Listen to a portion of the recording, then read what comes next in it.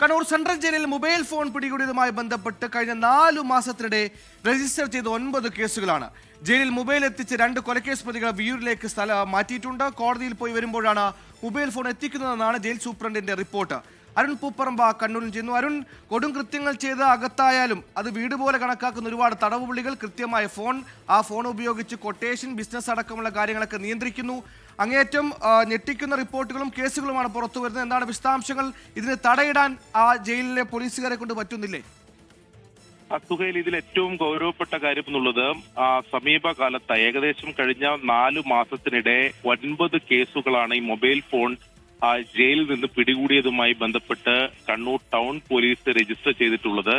9 കേസുകളിലായി 15-ലേറെ mobile ഫോണുകൾ Kannur central ജയിലിൽ നിന്ന് ഈ കഴിഞ്ഞ 4 മാസത്തിനിടെ പിടികൂടിയിട്ടുണ്ട് എന്നതാണ് ഏറ്റവും പ്രധാനപ്പെട്ട കാര്യം.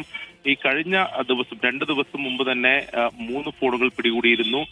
ഇന്നലെയാണ് 2 ഫോണുകൾ പിടികൂടിയത്. അതായത് കഴിഞ്ഞ ഒരാഴ്ചക്കിടെ തന്നെ 5 ഫോണുകൾ ഈ കണ്ണൂർ സെൻട്രൽ ജയിലിൽ നിന്ന് പിടികൂടിയിട്ടുണ്ട്. അപ്പോൾ എങ്ങനെയാണ് ജയിലിലേക്ക് ഈ മൊബൈൽ ഫോണുകളും മറ്റ് ഇലക്ട്രോണിക് ഉപകരണങ്ങൾ ഉൾപ്പെടെയുള്ള സൗകര്യങ്ങൾ എത്തുന്നത് എന്നത് സംബന്ധിച്ചാണ് ഇനി അന്വേഷണം വേണ്ടത്. അവിടെയാണ് ഇത് തടയേണ്ടത്.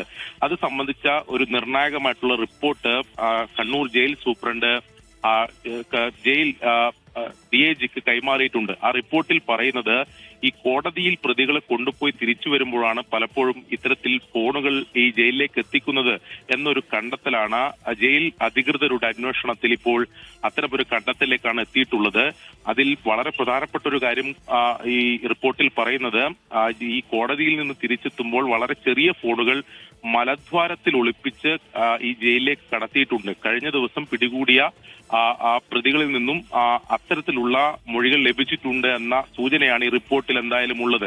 അങ്ങനെയാണെങ്കിൽ അത് വളരെ ഗൗരവപ്പെട്ട കാര്യമാണ്. കോടതിയിൽ നിന്ന് തിരിച്ചു വരുമ്പോൾ ജയിലിലേക്ക് എത്തുമ്പോൾ ഫോൺ ഇത്തരത്തിൽ കടത്തുന്നു എന്നതാണ് ഏറ്റവും പ്രധാനപ്പെട്ട കാര്യം. അത് പരിശോധിക്കുന്നതിന് വേണ്ടി ഇവിടെ ഈ സെൻസർ സംവിധാനങ്ങളോ അല്ലെങ്കിൽ ഈ സ്കാനർ സംവിധാനങ്ങളോ ജയിലിൽ നിലവിൽ ലഭ്യമല്ല. അതിനുവേണ്ടി അത് സാധ്യമാക്കുന്നതിന് വേണ്ടിയിട്ടുള്ള അത് ആവശ്യപ്പെട്ടിട്ടുണ്ട് എന്നതാണ് ജയിൽ അധികൃതർ എന്തായാലും പറയുന്നത്.